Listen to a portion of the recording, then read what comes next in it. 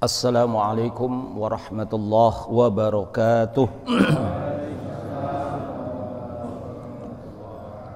Innal hamdalillah nahmaduhu wa nasta'inuhu wa nastaghfiruh wa na'udzu billahi min sururi anfusina wa min sayyiati a'malina may yahdihillahu fala mudilla lahu wa may yudlil fala hadiya lahu.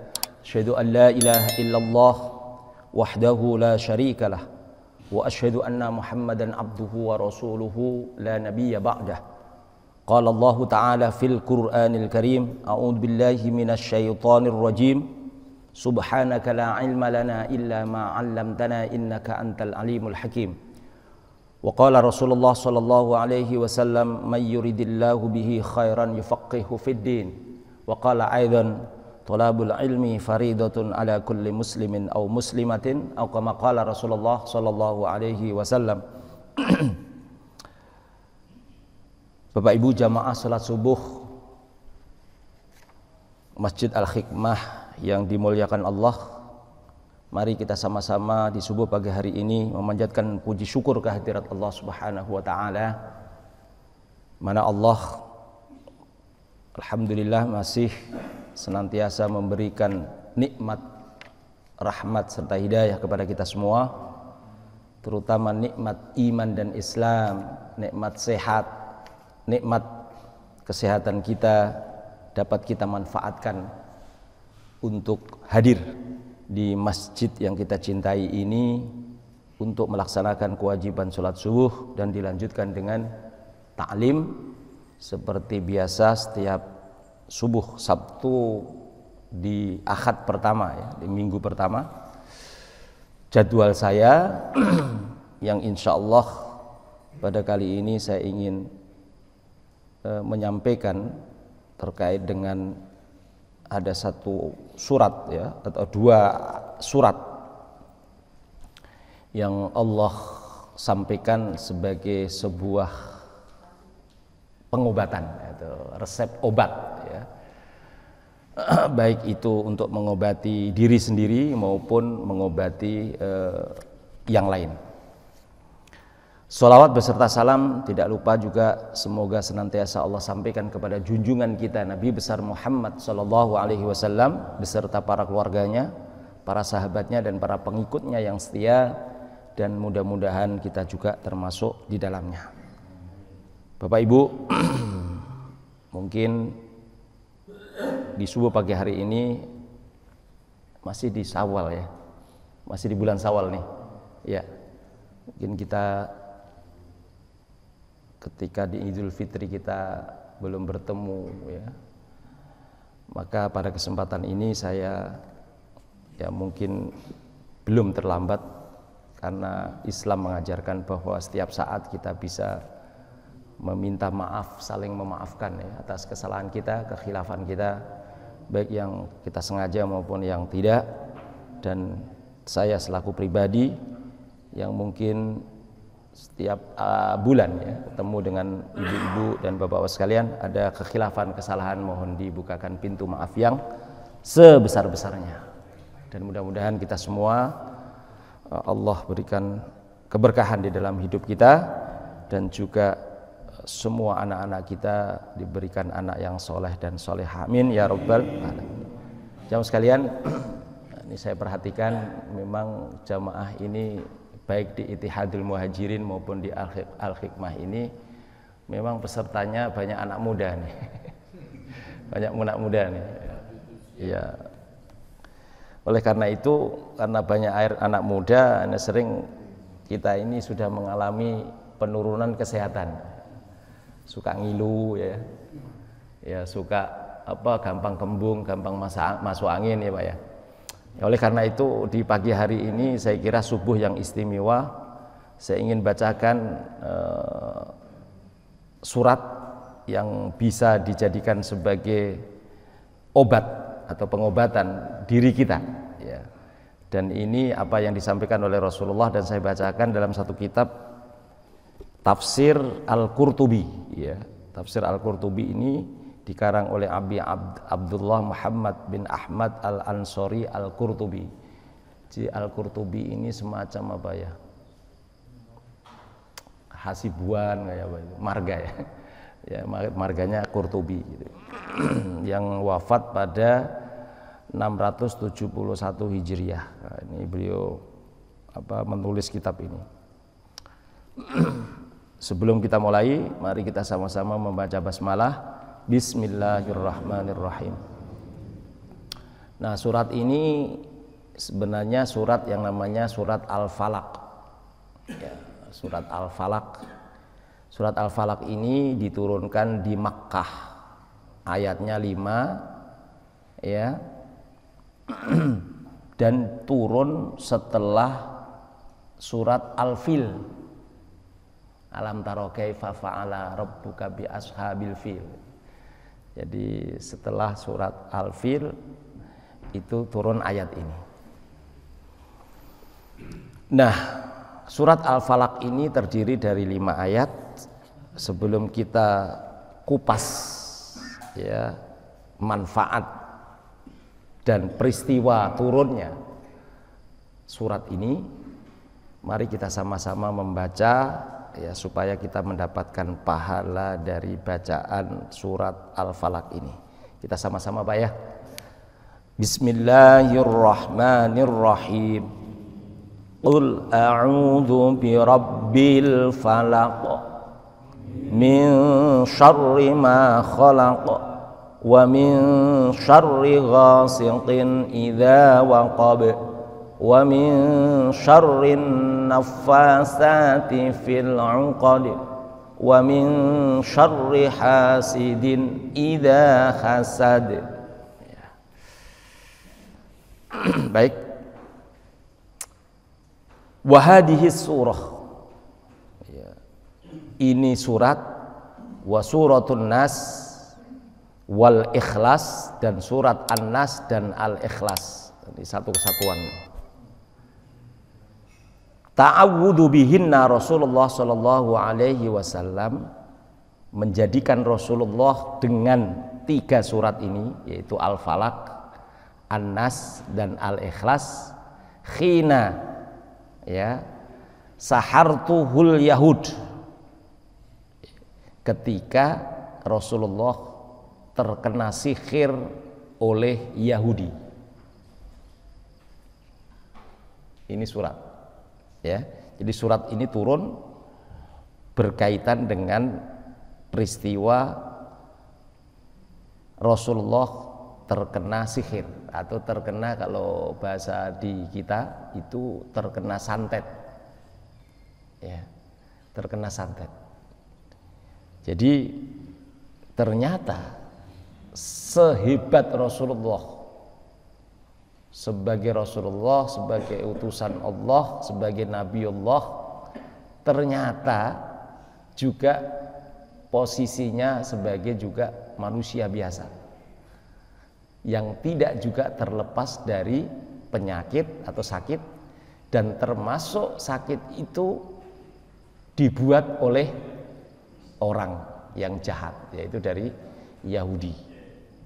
Siapa nama Yahudi itu? Alama ya'ti, sebagaimana yang kita akan jelaskan. Wakila innal mu'awwidataini, sesungguhnya 2 surat mu'awwidataini ini, yaitu surat Al-Falaq dan surat An-Nas, kana yuqalu lahuma al-muqasyakisatani. Keduanya ini menjadi surat pengobatan atau surat yang bisa dijadikan sebagai perlindungan kepada Allah Subhanahu wa ta'ala dari sihir atau dari penyakit-penyakit yang lain. Oleh karena itu, pada subuh pagi hari ini, setelah saya sampaikan ini, yang masih suka sering ke paranormal, ke dukun, ke orang pintar ya, segera hentikan. Itu tidak boleh. Meskipun mungkin ke ustadz, ke kiai ya, tetapi membuka praktek perdukunan. Lebih baik ngaji taklim nih. Ya, di taklim ini. Ya, kalau ke kiai kemudian dijelaskan, dikasih yang seperti ini, nggak masalah. Cuman yang masalah adalah kemudian ketika disalahgunakan. Ya, disalahgunakan. Aitu bro'ani minan nifaq. Termasuk dua surat ini dapat membebaskan dari penyakit yang kita sebut dengan munafik. Ya, an-nifaq. Ya. Waqad taqaddam. Sebagaimana yang sudah dijelaskan terdahulu terkait hal ini. Wa za'ama Ibnu Mas'ud, menetapkan Ibnu Mas'ud annahuma du'aun ta'awwada bihi. Kata Ibnu Mas'ud, annahuma sesungguhnya surat Al-Falaq dan surat An-Nas ini du'aun, sebagai doa, sebagai permohonan. Ya, sebagai permohonan, ta'awwada bihi, untuk perlindungan, ya, untuk perlindungan. Jadi Ibnu Mas'ud ini menyampaikan bahwa dua surat ini adalah bentuk doa sebagai perlindungan. Tadi disampaikan sebagai ketika Nabi terkena sihir. Walaisata minal Qur'an, ini kata Ibnu Mas'ud ya. Dan keduanya menurut Ibnu Mas'ud ini dia tidak menganggap bahwa ini bagian dari Al-Qur'an. Khalifu bil ijma, meskipun pendapat Ibnu Mas'ud ini bertentangan dengan kesepakatan minas sahabah, dari para sahabat, wa ahlul baiti, termasuk juga keluarga Nabi. Jadi nggak disepakati ya. Ini pendapat pribadi Ibnu Mas'ud. Qala Ibnu Qutaibah. Nah, Ibnu Qutaibah ini mencoba untuk membela Ibnu Mas'ud. Ya, membela. Apa pembelaannya? Kenapa Ibnu Mas'ud mengatakan bahwa ini tidak termasuk Al-Qur'an? Karena menurutnya lam yaktub Abdullah bin Mas'ud fi mushafihi al-muawwidatain, tidak ditulisnya, tidak menulisnya Abdullah bin Mas'ud di dalam catatan mushafnya terkait dengan dua surat ini, yaitu surat Al-Falaq dan surat An-Nas, li'annahu kana yasma'u Rasulullah sallallahu alaihi wasallam. Sesungguhnya Abdullah bin Mas'ud sering mendengar Rasulullah yu'awwidul Hasan wal Husain. Jadi dia punya alasan. Ya, Ibnu Mas'ud ini dekat sekali dengan Rasulullah, sehingga sering mendengar berdoa dengan Qul a'udzu birabbil falaq dan Qul a'udzu birabbin nas. Setelah selesai surat ini kemudian beliau mendoakan ya dengan surat ini yu'awwidul Hasan wal Husain, meminta perlindungan atas kedua cucunya, yaitu Hasan dan Husain.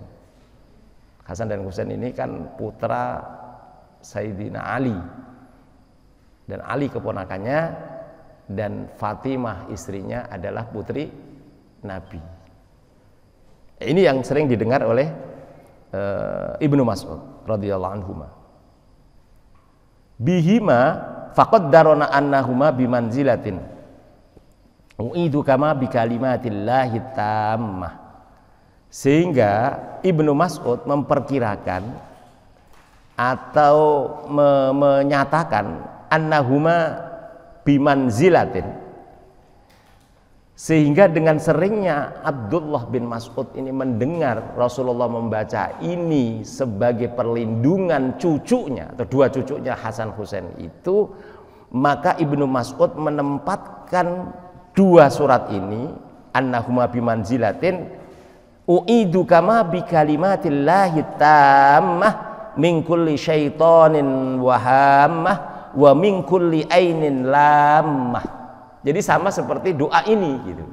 Aku berlindung ya dengan kalimat Allah yang sempurna, min kulli syaitanin wahammah, dari seluruh syaitan dan bala tentaranya, wa min kulli ainin lammah, dari seluruh berbagai macam sihir-sihir atau santet-santet tenung yang bergentayangan, gitu ya.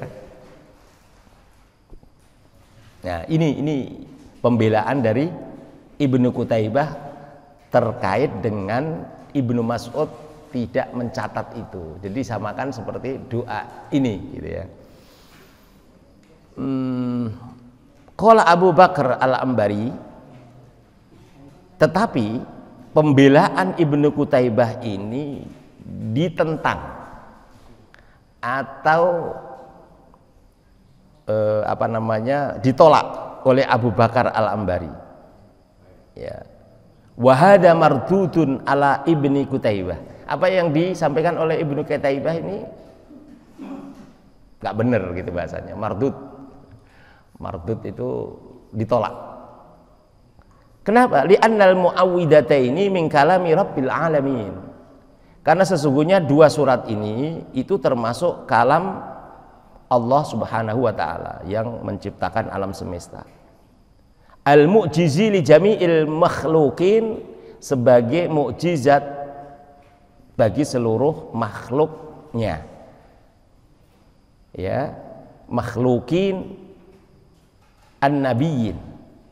Ya, teman makhlukin wa u'idu kama bi kalimatillahi tammah, dan dijadikan sebagai perlindungan dengan kalimat Allah yang sempurna, min qaulil basyariyin, dari semua ucapan makhluk atau basyariyin, manusia-manusia, wa kalamil khaliq, dan semua ucapan makhluk dari kalamul khaliq, dari kalam sang pencipta, alladhi huwa ayatun li Muhammadin sallallahu alaihi wasallam, dan sebagai bukti ya keberadaan Nabi Muhammad sallallahu alaihi wasallam, khatamin nabiyyin, sebagai penutup para nabi.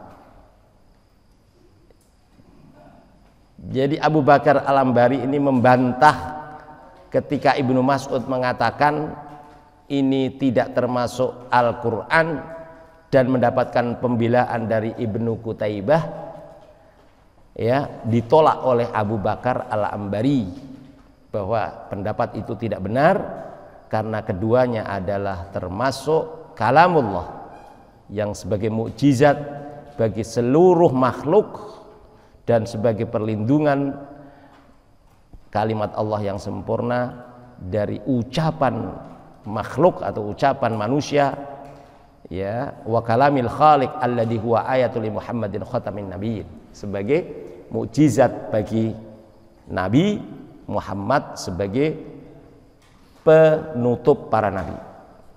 Wa hujjatun lahu baqiyatu ala jami'il kafirin, dan sebagai hujjah atas keseluruhan orang-orang kafir, la yaltabisu bikalamil adamiyyin, sehingga tidak boleh dicampurkan dengan perkataan anak Adam atau manusia, ala misli Abdullah bin Mas'ud al-fasikhil lisan al-alimi bil lughah al-arif bi ajnasil kalam, ya, sebagaimana ucapan atau perumpamaan Abdullah bin Mas'ud yang kita ketahui beliau ada al-fasihul lisan, yang fasih ucapannya, yang fasih lisannya, al-alimi bil lughah, yang dia mumpuni, yang pandai, yang pintar bahasa, al-arif bi ajnasil kalam, yang arif dengan jenis-jenis kalam. Ini Ibnu Mas'ud bukan orang bodoh, orang cerdas. Nggak mungkin dia mengatakan seperti itu. Wa afaninal qaul, dan dia itu menguasai jenis-jenis ucapan yang bijak. Jadi di samping menolak pembelaan tadi, ini apa yang disampaikan Abu Bakar Al-Ambari ini, tetap beliau memuji Ibnu Mas'ud bahwa sebenarnya Ibnu Mas'ud tidak sebodoh itu, gitu bahasanya. Nggak mungkin dia menyamakan kalamullah dengan kalamul insan atau bi kalamil adamiyin.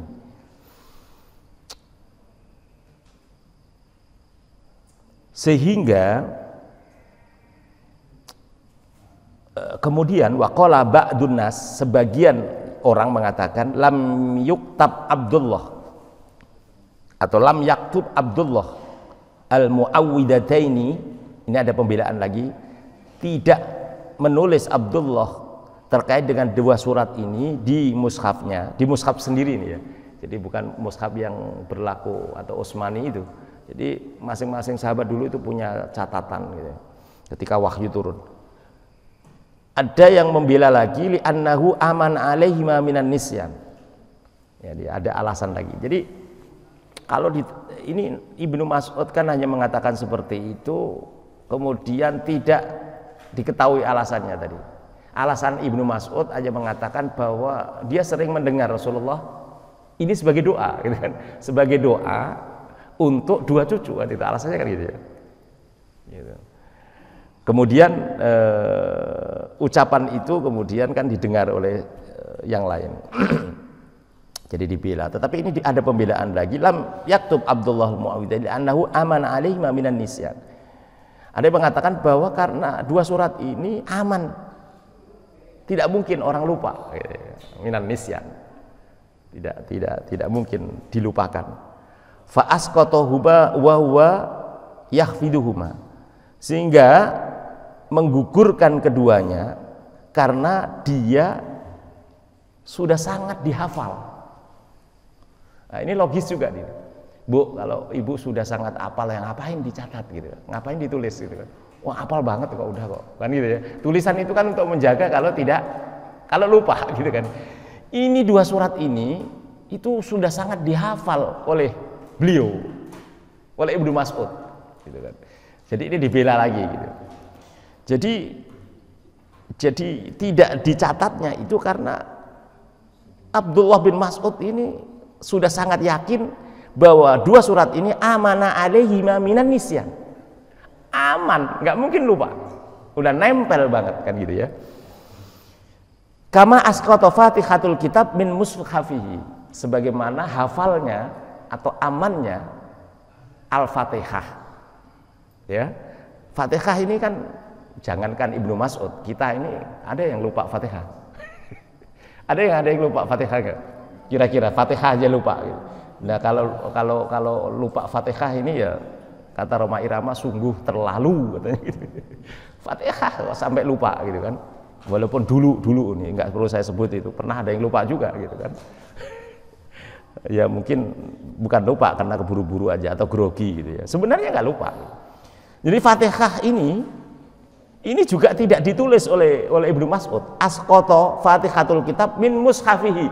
Jadi bukan saja dua surat, tapi Fatihah juga nggak ditulis.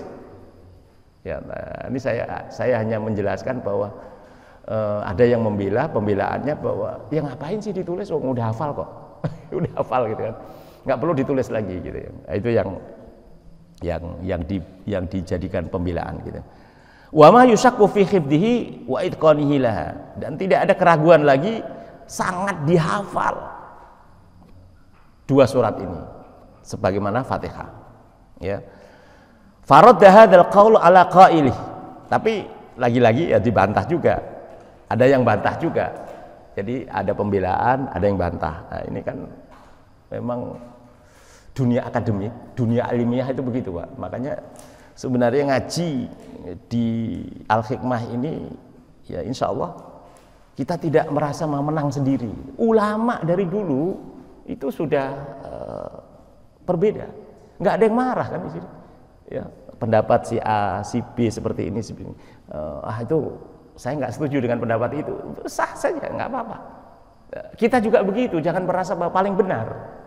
Nah, ketika ada nanti orang merasa paling benar, nah itu ya yang sudah tadi suka nyalain gitu. Nah, itu ngajinya masih sepotong-sepotong gitu.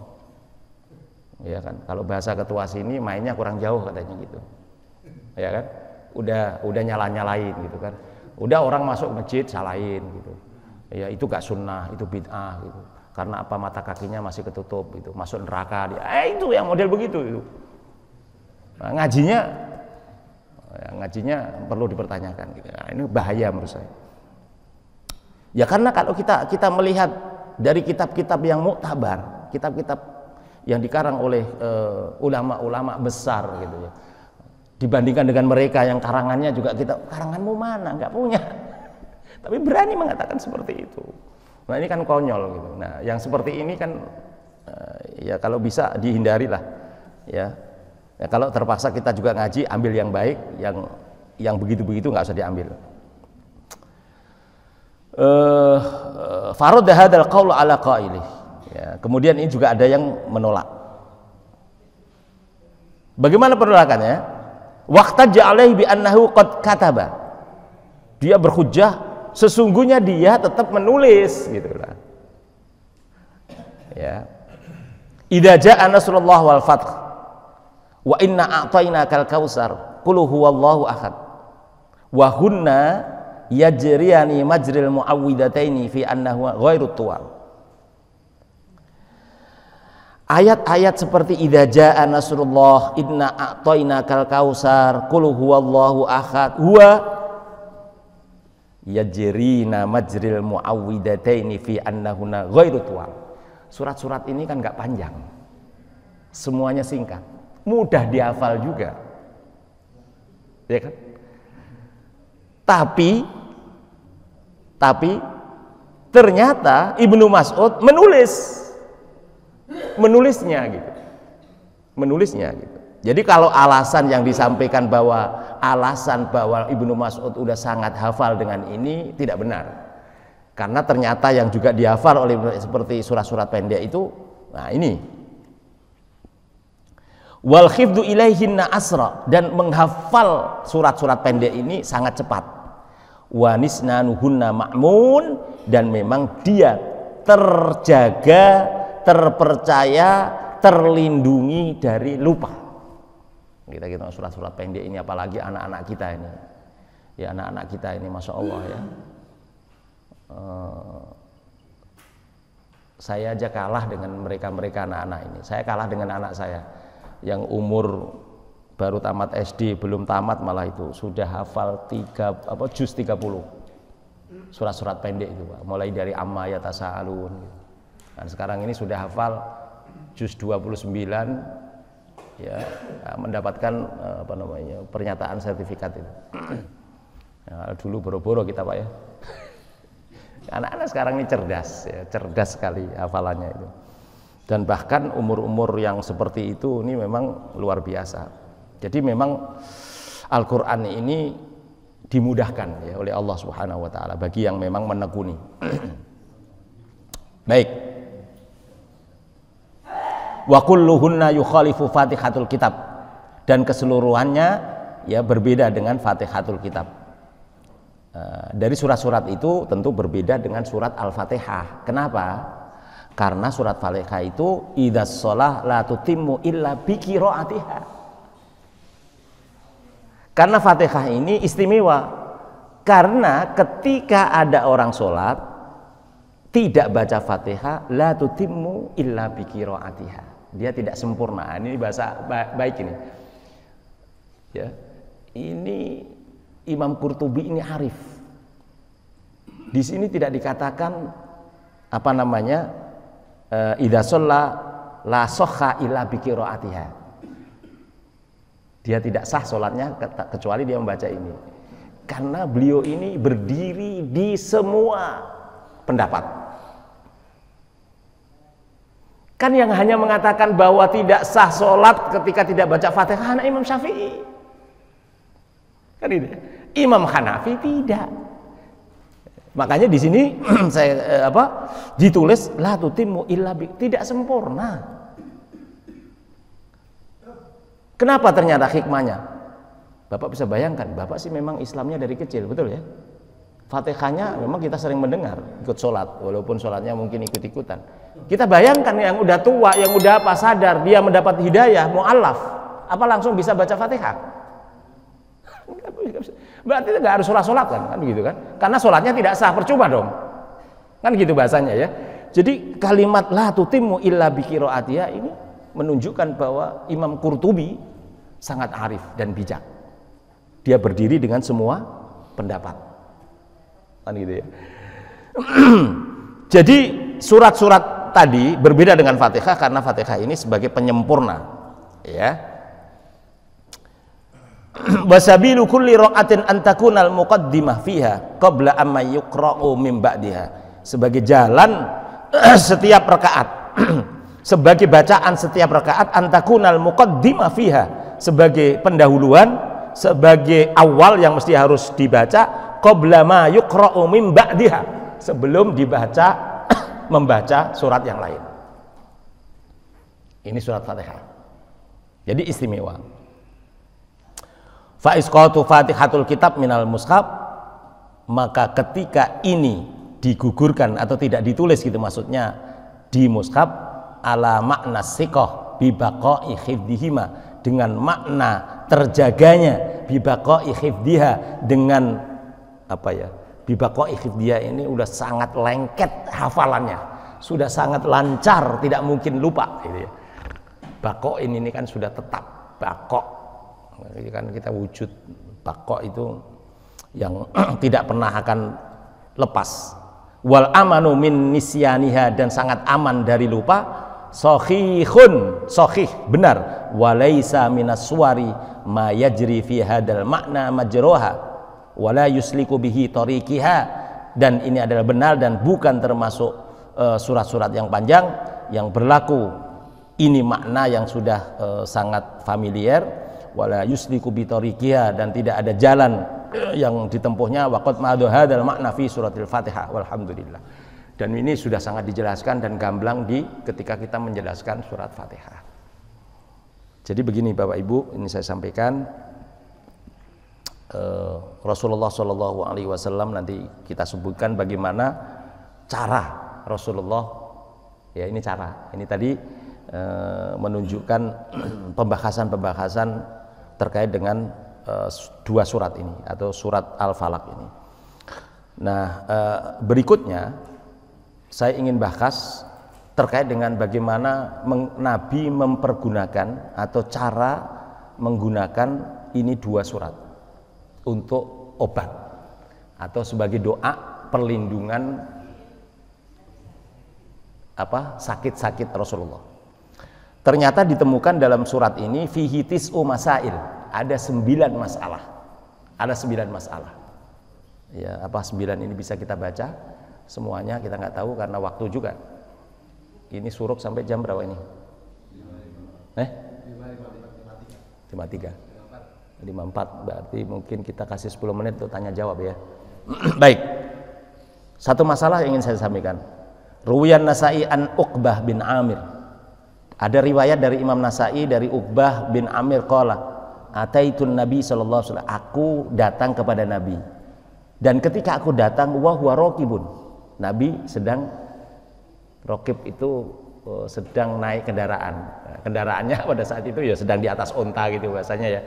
Nah, kalau kita ini naik kendaraan kan bisa naik motor, naik mobil kan gitu. Tapi ketika raqibun, pokoknya intinya Nabi sedang berada di raqibun ini isim fa'il dalam ilmu nahwu itu. Dari sedang mengerjakan, sedang berada di atas kendaraan, di atas onta gitu bahasanya. Fawadhu'at yadai ala qadami. Ya, wa atau fawadhu'tu fawadhu' yadai ala qadami. Aku maka memegang ya dengan tanganku ala qadamihi, aku memegang kaki Nabi. Nah, ini menunjukkan memang onta ya, aku pegang itu. Fakultu ya, aku kemudian mengatakan atau aku meminta kepada Nabi, ikri'i suratu Hud, ikri'ni suratu Yusuf ya. Jadi ketika aku datang melihat Nabi di kendaraan, kemudian aku pegang tuh kakinya, nah, kan gitu ya, kata Uqbah bin Amir ini. Dan aku minta kepada Nabi supaya aku dibacakan surat Hud, dan aku juga ingin mendengar bacaan Nabi surat Yusuf, kan gitu. Tapi ketika permintaanku itu saya sampaikan, faqolali, maka Nabi menjawab kepadaku atau mengatakan kepadaku, apa katanya? Walan taqra syai'an ablagu indallah min qul a'udzu birabbil falaq. Jadi ketika Nabi, kan banyak surat nih, Nabi kemudian memberitahu kepada aku, janganlah, tidak ada bacaan sesuatu ablagu yang lebih tinggi nilainya, ablag, lebih tinggi nilainya, kan gitu ya. Indallah, di sisi Allah, minkul a'udzu birabbil falaq, dari surat kul a'udzu birabbil falaq.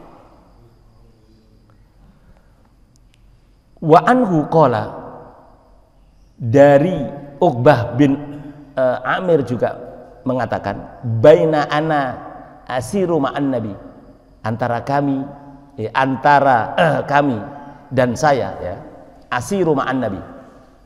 Nah, di sini dia menceritakan ada satu riwayat lagi ketika dia berjalan bersama Nabi bainal juhfah wal abwa, ketika dalam perjalanan tiba di satu tempat yang namanya juhfah dan abwa ya. Jadi ini ada riwayat lain keterangan idza ghasyatana rihun madlumatun syadidatun, ketika berada di satu tempat itu tiba-tiba badai datang, Pak. Badai datang. Ya, di sini dikatakan hujan, rihun, hujan angin di sini ya. Hujan angin. Saya katakan badai. Madlamatun syadid, sangat gelap situasinya. Ya, gelap sekali. Faja'ala Rasulullah sallallahu alaihi wasallam yata'awwadzu bi a'udzu birabbil falaq wa a'udzu birabbin nas.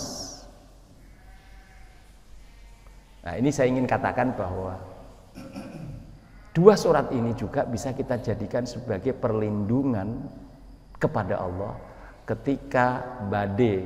Ini kan kita berada di mana nih? Kita ini berada di Pondok Petir ya. Di lingkungan Pondok Petir nih ya. Sering, dan kita sering, bener Pak ya. Kalau udah geledeknya nyamber-nyamber ini kan Masya Allah, peka di kuping nih. Ini kita baca ini Bu. Nah, ini kan Masya Allah, ini apa ya, petunjuk langsung dari Rasulullah yang pernah dialami oleh Rasulullah, ya kan. Di tengah badai itu Rasulullah ternyata berdasarkan apa yang disampaikan oleh Uqbah, ya, oleh Uqbah di sini bin Amir, dia bersama Rasul, nggak mungkin bohong nih. Dan ini tercatat hadis ini, cerita ini di dalam Bukhari Muslim. Dia menceritakan seperti itu. Ketika keadaan seperti itu, badai, hujan deras dan gelap, ternyata faja'ala Rasulullah sallallahu alaihi wasallam yata'awwada bi a'udzu birabbil falaq wa a'udzu birabbin nas. Rasulullah menjadikan dua surat ini ya sebagai apa namanya, perlindungan gitu ya. Faja'ala Rasulullah yata'awwada, kan, menjadikan dua surat ini sebagai perlindungan, minta perlindungan kepada Allah dari apa? Dari badai. Maka tidak ada salahnya ketika hujan yang mengerikan, badai menyambar-nyambar, kita baca ini, Pak. Walaupun ada di tempat yang lain keterangan kita bisa juga mengumandangkan azan. Artinya di situ juga membesarkan nama Allah. Nah, tapi yang ini lebih pas karena ini dilakukan oleh Nabi dan sangat jelas di mana dia lakukan itu, yaitu pernah diucapkan oleh Nabi ketika berada di Juhfah dan Abwa. Ini kan sangat gamblang Pak ya, sangat jelas petunjuknya ya. Jadi nggak usah berteriak ya Allah ampuni, ya Allah astagfirullahaladzim. Nah itu agak sulit itu anunya, apa dasarnya gitu. Kalau ini kan jelas, boleh nggak baca itu? Boleh gitu kan. Saya mau boleh aja gitu kan. Ya, bacaan istighfar kok. Cuman tadi khawatir ketemu yang tadi, kelompok-kelompok yang tadi itu bid'ah gitu. Karena nggak ada tuntunan. Nah itu kan. Untuk menghindari itu pakai ini. Kalau dia nanya di mana itu dasarnya, baca dong Qurtubi kan gitu. Tafsirnya kan gitu. Nah, jadi kita punya alasan gitu. Kalau gitu kita kalah gitu. Ya. Tapi saya nggak mau itu. Bacaan istighfar ya baik. Kadang ada lucu juga pertanyaan gitu. Boleh nggak gitu ketika selesai sholat baca alhamdulillah, ya boleh-boleh saja. Oh, nggak baca apa-apa juga begitu sini. Assalamualaikum terus kabur juga nggak masalah. Oh, tapi ada kan itu nggak sunnah Nabi katanya. Yang sunnah apa? Istighfar katanya gitu kan. Nah, itu kok masalah gitu kan. Ya, jadi jangan banyak masalah gitu kan. Dan jangan suka mempermasalahkan. Ya, karena memang makanya pentingnya ngaji, pentingnya bacaan, pentingnya referensi itu semakin kita arif, Pak. Semakin banyak jalan, semakin banyak tahu, ternyata jalan ke satu tempat itu tidak hanya satu jalan, ternyata ada jalan-jalan yang lain, itu akan diam dia. Tidak akan menyalahkan yang lewat jalan ini. Ternyata masih ada jalan yang lain. Kan sama seperti itu, Pak. Jadi mendekati firman Allah, mendekati hadis Nabi, itu berbagai pendapat bisa ditempuh. Jadi semakin arif dan bijak ketika kita banyak ngaji, banyak yang dibaca, banyak referensi, itu banyak tahu. Sama dengan orang jalan-jalan, orang ngotot, yang ke sono itu, ke Depok itu, setahu saya cuman lewat sini, gitu. Nggak ada lewat sono. Ternyata dia belum lewat sono, belum pernah mendengar gitu maksudnya informasi itu. Tapi udah berani ngotot, baru tahu satu jalan saja udah ngotot. Bahwa jalan yang ke Depok itu cuman ini, ya itu kan sama dengan orang yang seperti itu, Pak. Ya, sama dengan orang juga yang hanya tahunya madhab Syafi'i. Pokoknya bersentuhan antara dewasa termasuk dengan suami itu batal. Itu aja yang dia tahu. Selama ini kemudian ya batal terus. Ya jangan salahin, itu jangan disalahin karena memang dia tahu baru itu. Nggak apa-apa. Iya. Ini sudah ya, seperempat ya. Kita udah sampai pertanyaan apa saya selesaikan yang satu masalah dulu? Satu masalah dulu saya selesaikan ya. Baik, yang satu boleh nanti. Yang kedua, waruwiyan Nasa'i an Abdullah asobana tosun wadulmah. Ini juga ada satu peristiwa hujan juga gelap. Fantadhirna Rasulullah SAW karena keadaan gelap dan hujan. Rasulullah fantadhirna Rasulullah akhirnya mau jalan. Menunggu ya yakhruju summa dzakara kalaman maknahu untuk apa Rasulullah menunggu tidak keluar dulu ya kemudian menyebutkan satu ucapan maknahu semakna qul a'udzu birabbil falaq tadi minta perlindungan yang artinya membaca qul a'udzu birabbil falaq faqala Rasulullah liyusalli bina qala qul faqultu ma aqul qala qul huwallahu ahad wal muawwidataini khina tamsi wakhina tusbah salasan. Jadi yang satu lagi Nabi menyampaikan ya ketika dalam perjalanan itu membaca qul huwallahu ahad di sini ya asalnya bacalah tapi maksudnya baca apa ya Rasul? Maka qul huwallahu ahad wal muawwidzatain maksudnya qul a'udzu birabbil falaq qul a'udzu birabbin nas ya ketika sore ketika pagi 3 kali yakfika kulli syai'in maka cukuplah itu sebagai bekal gitu ya. Wa an Uqbah bin Amir al-Juhaini qala li Rasulullah qul tuma aqul qala qul wallahu ahad qul a'udzu birabbil falaq qul a'udzu birabbin nas faqara'ahu Rasulullah summa qala lam yata'awwadan nas bimislihin aw la yata'awwadana bismillahinna. Ini tidak ada perlindungan minta perlindungan kecuali dengan 3 surat ini yaitu qul wallahu ahad qul a'udzu birabbil falaq qul a'udzu birabbin nas. Hataini surataini di sini wa fi sahihil Bukhari Muslim anna Aisyah anna kana idza staka qara'a ala nafsi bil muawwidatin. Apa yang disampaikan Aisyah pernah menceritakan sesungguhnya Nabi ketika merasa ada yang sakit di badannya ya istaka sakit atau merasa ngilu-ngilu gitu bapak-bapak merasa pegel-pegel qara'a ala nafsi bil muawwidatain.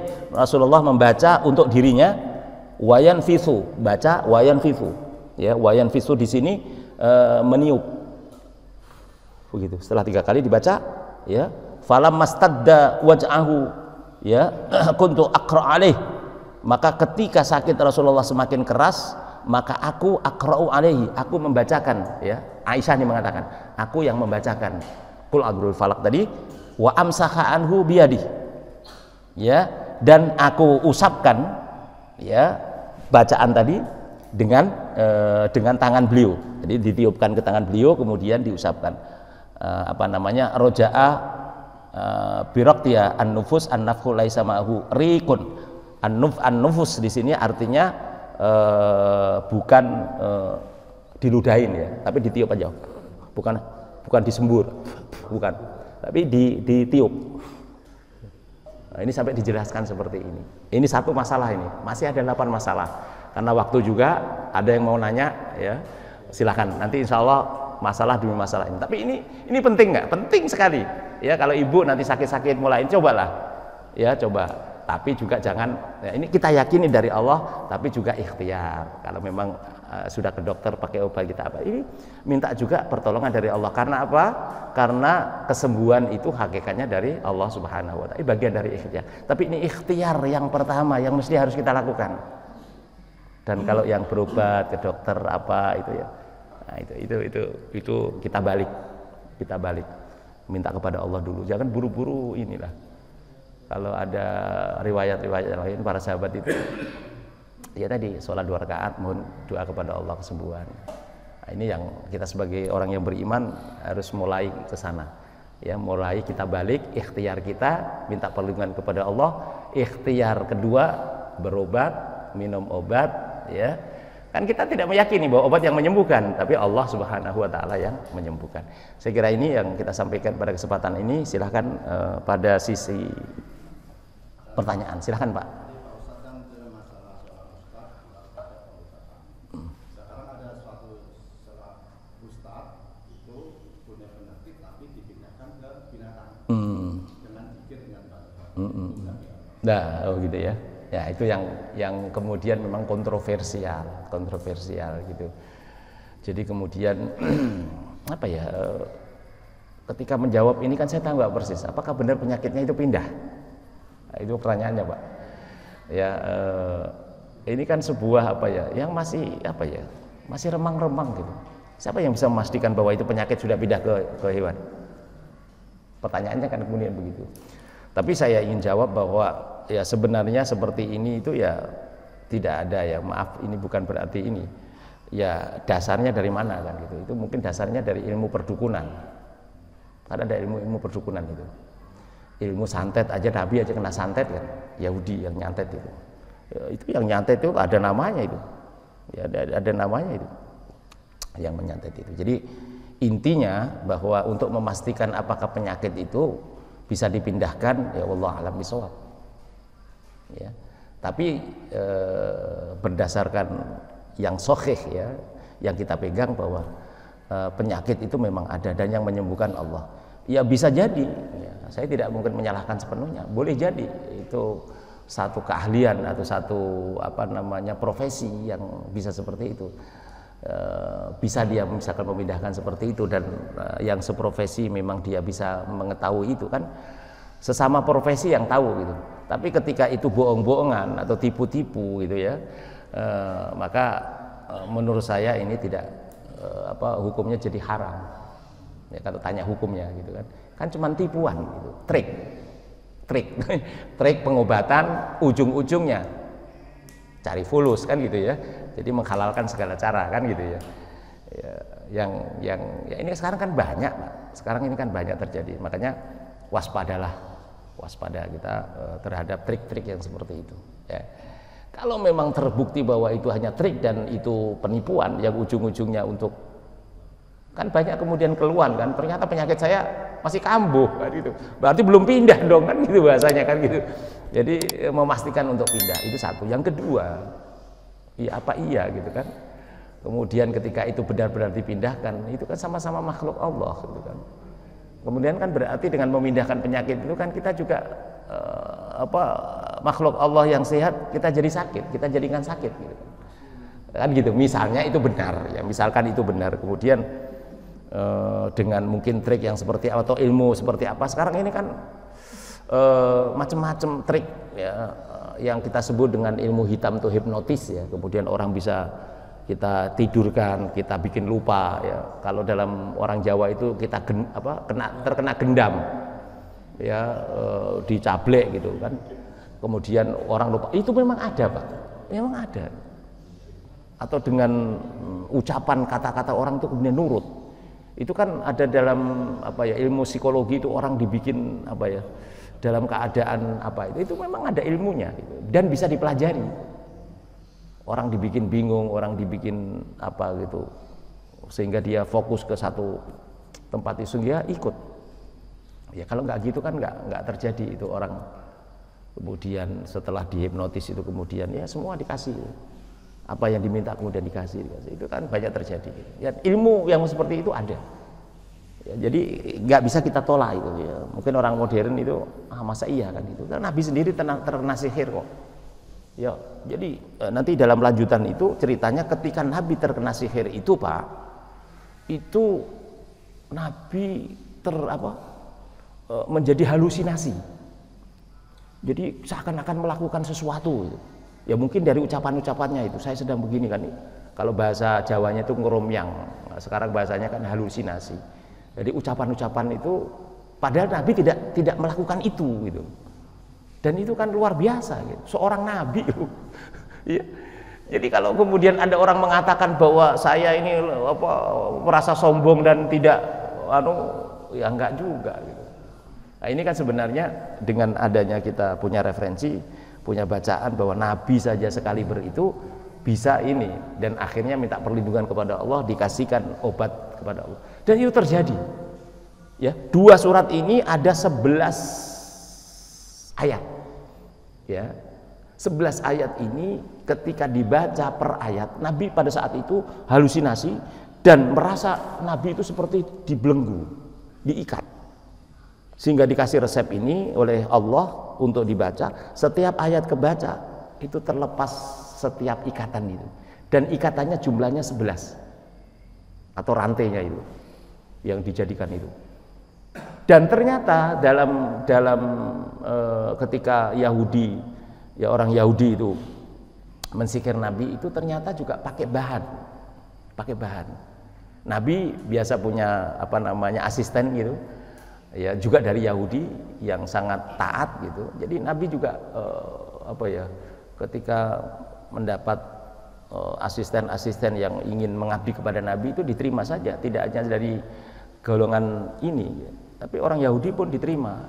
Bahkan kita tahu bahwa yang dipercaya Nabi ketika Nabi hijrah itu juga ada orang Yahudi yang memang terkenal amanah.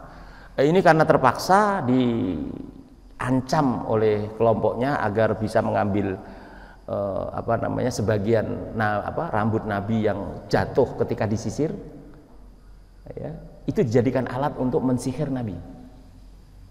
Dan itu alat itu kemudian diikatkan dengan batu begitu, kemudian ada riwayat nanti kalau dalam lanjutan ini, ya kalau nunggu sebulan lagi kan lama ini, saya tuntaskan gitu kan ceritanya dalam peristiwa ini yang penyebab Nabi diberikan resep ini.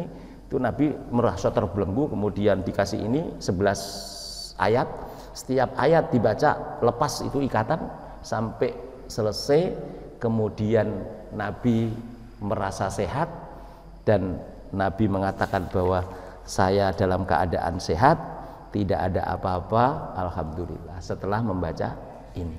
Nah, ini bisa kita amalkan nih Bapak Ibu. Kalau mungkin ada saudara-saudara kita yang mungkin merasa ini, bacalah, ya, tiupkan atau diusapkan boleh.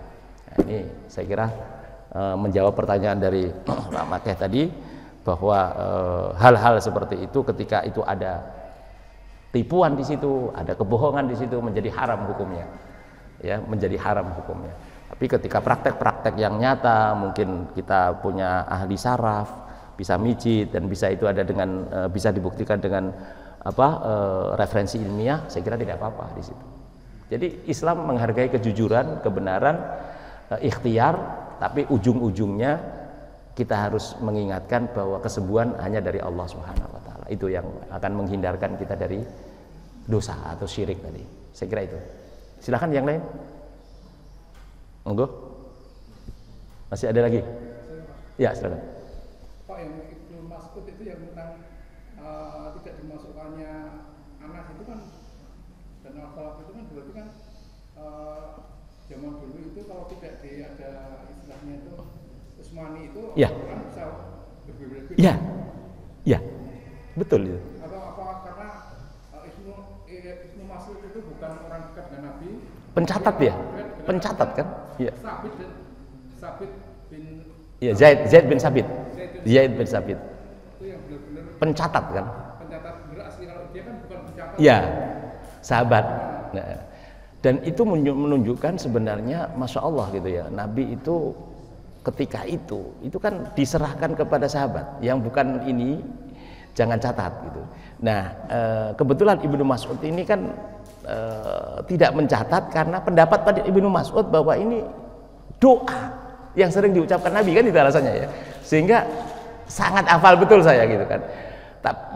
Tapi kan sebenarnya dia mengatakan bahwa ini sama dengan doa-doa yang lain yang diucapkan oleh Nabi, seperti a'udzu bikalimatillahi tammah, itu kan disamakan itu ya, itu ternyata luar biasa pada saat itu.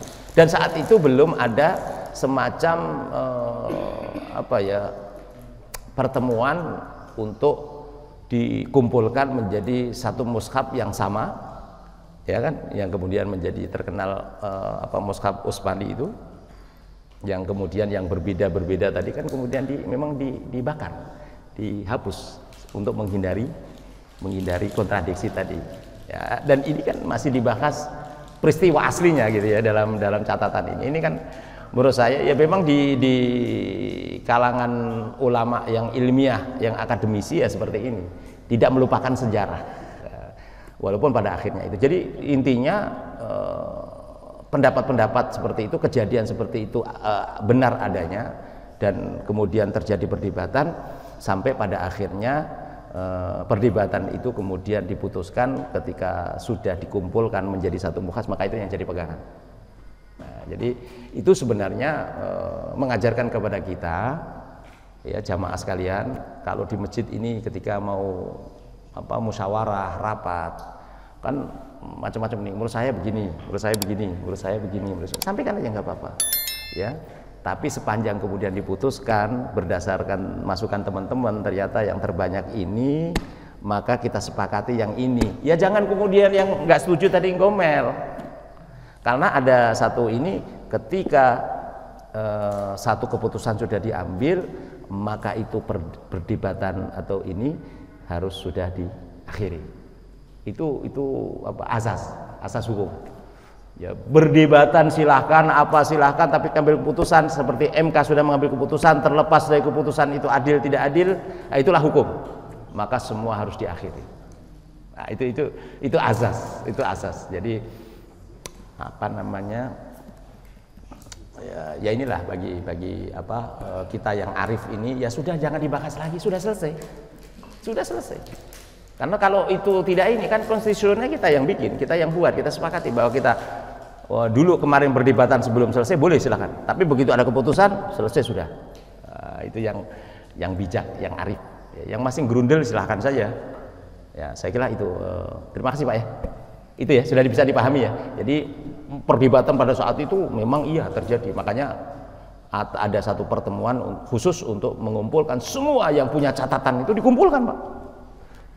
Catatan kumpulkan, kemudian diteliti oleh para yang betul-betul seperti Zaid bin Sabit dan orang-orang yang memang punya catatan lengkap, itu dijadikan juga referensi. Kemudian satu ini, jadi intinya bahwa semua itu juga melalui satu musyawarah, satu keputusan yang diambil pada saat itu, termasuk kepemimpinan setelah Nabi meninggal itu kan juga ramai ya. Siapa yang berhak untuk menjadi pengganti Nabi? Oh itu kan hampir perang. Dan ada yang sudah Ansor yang sudah kemudian mendeklarasikan, ya, dari kelompok yang paling pantas adalah Ansor. Karena Ansor inilah yang tapi Umar, sahabat-sahabat besar, kok kamu tidak melibatkan saya? Akhirnya terjadi itu akhirnya. Padahal Nabi masih belum dikubur itu. Nabi belum dikubur itu pada saat itu. Ya. Jadi masalah Nabi bukan berarti kalau sekarang itu masalah kuburan itu menjadi penting. Nah, ini kepemimpinan harus lebih penting daripada jasad Nabi yang tinggal di ini. Nah, ini juga menjadi perhatian. Jadi intinya saya ingin menyampaikan bahwa pentingnya ilmu, Pak, pentingnya ilmu pengetahuan, pentingnya informasi yang harus kita miliki. Bukan hanya ngomong dulu, informasi nggak tahu. Itu asbun namanya. Sehingga terjadi kesalahan. Lisan kita ini kan kadang-kadang mudah mengatakan, datanya nggak punya, sehingga ya yang terjadi apanya? Ya asal ngomong, asal nggak punya data, akhirnya ditangkap nangis, kan gitu. Itu persoalannya.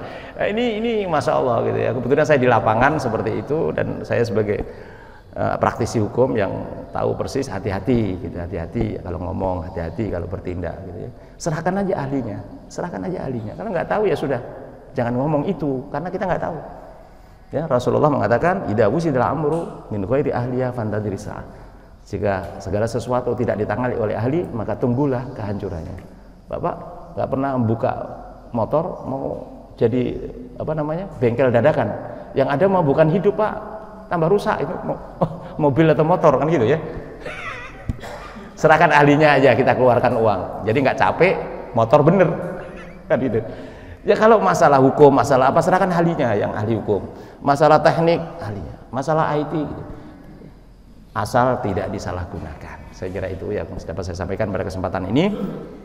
Semuanya karena waktu juga yang membatasi kita dan mohon maaf ada kekurangan.